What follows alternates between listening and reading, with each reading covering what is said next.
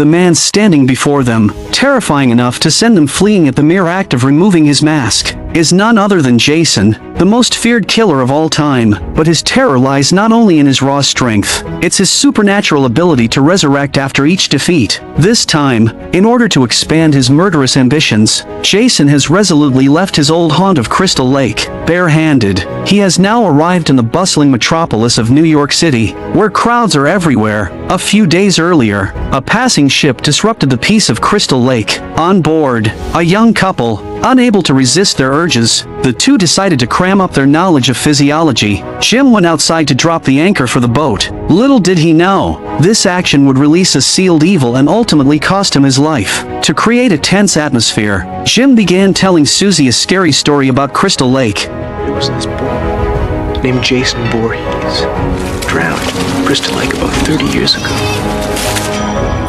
None of the counselors heard him. A bunch of years went by, and everyone forgot about it.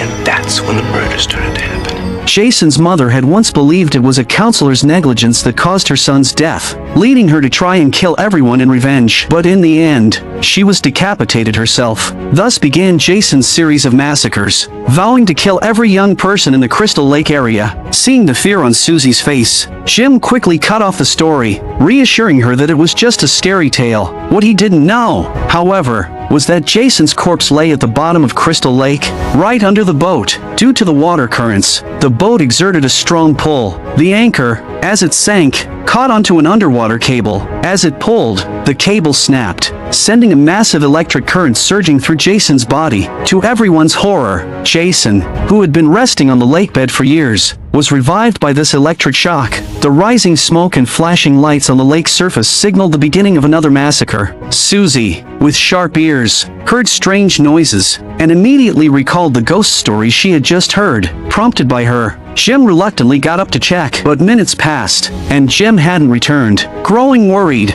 Susie put on her clothes and slowly approached the control room. Suddenly, a figure wearing a hockey mask leapt out and stabbed Susie with a knife. However, it wasn't Jason, it was Jim, playing a prank. Little did he know that this joke was about to turn deadly, but as the young couple climbed back into bed, the real Jason had already quietly climbed aboard the ship. He picked up the hockey mask and a harpoon lying on the table. Watching the entwined couple on the bed, Jason's inner rage burned, and he savagely murdered Jim. After Jason killed Jim, Susie, who had just been in the throes of passion, ran out without looking back. But since the boat was in the middle of the lake, unless Susie could sprout wings, there was no way she could escape. And, of course, Jason wouldn't let her go that easily. Sure enough, within minutes, Jason found Susie's hiding place, harpoon in hand. Never one for mercy, Jason ignored her pleas, ruthlessly stabbing her with the harpoon, and then considerately closing the deck cabin door. Thus began Jason's killing spree.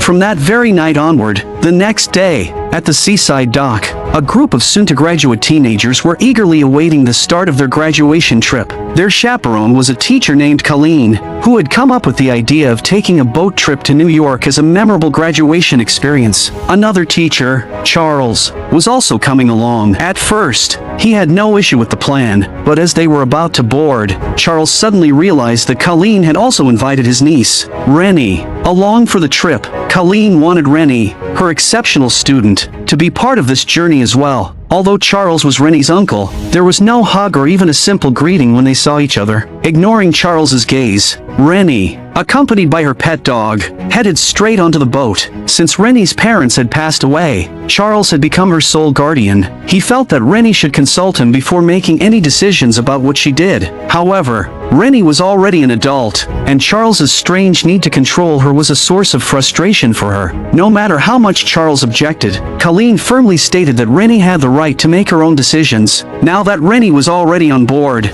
Charles was left with no choice but to accept it, though reluctantly. And so, with the sound of the boat's horn, this fateful journey began. It was bound to be anything but ordinary, because, unbeknownst to everyone, Jason, freshly revived, had also boarded the ship. Out on the vast ocean, the students finally began to unwind. They played games and relaxed on the deck, unaware that danger was slowly creeping closer. Watching the couples cuddling nearby, Sean, the captain's son, felt somewhat irritated. Just as he was about to return to his cabin, he ran into Rennie. Their connection was deeper than mere classmates, though they hadn't quite reached the level of being lovers. Although he had heard Rennie wouldn't be on the trip, Sean had prepared a gift for her, a unique Statue of Liberty necklace. The Statue of Liberty symbolized freedom and breaking free from constraints, something that resonated with Rennie. She handed the necklace to Sean, asking him to help her put it on. Taking the opportunity, Sean invited Rennie to climb the Statue of Liberty together sometime in the future. Just then, Charles appeared and interrupted them,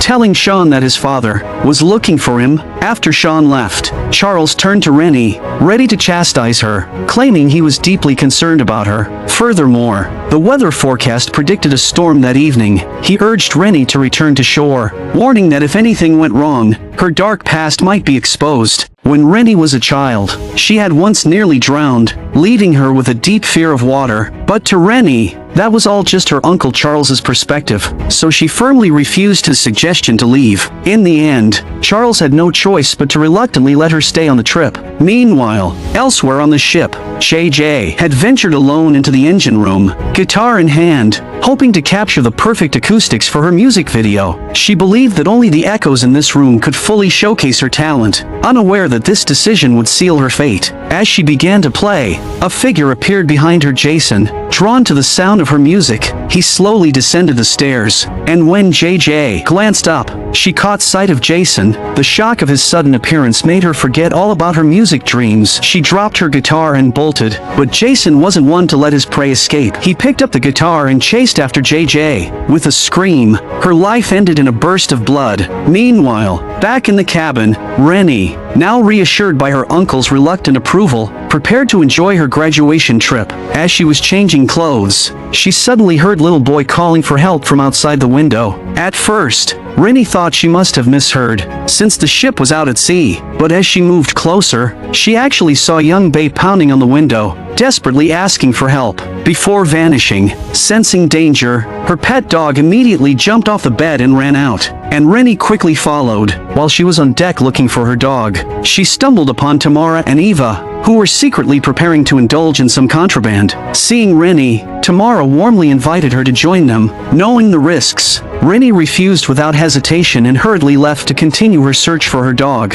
Jason, meanwhile, was busy prowling the ship, searching for his next victim. One of the boys, after losing a boxing match, headed to the sauna to relax. Jason soon found his way there and opened the sauna door. Hearing someone enter, the boy, who had a towel over his face, assumed it was a friend. Jason picked up a scalding rock and pressed it firmly into the boy's chest. After a brief struggle, the boy lay motionless, and Jason, satisfied, left to find his next target. Elsewhere, after Rennie left, Tamara and Eva's mischief was interrupted when Charles caught them acting suspiciously. Fear that the teacher will tell the parents, the two decided to retaliate against Charles. Their real target, however, was someone else. Still unable to find her dog, Rennie went up to the deck to have a heart-to-heart with Colleen. At that moment, Tamara and Eva quietly approached and, pretending it was an accident, shoved Rennie overboard. Seeing Rennie struggling in the water, Colleen immediately threw her a life ring. As Rennie reached for it,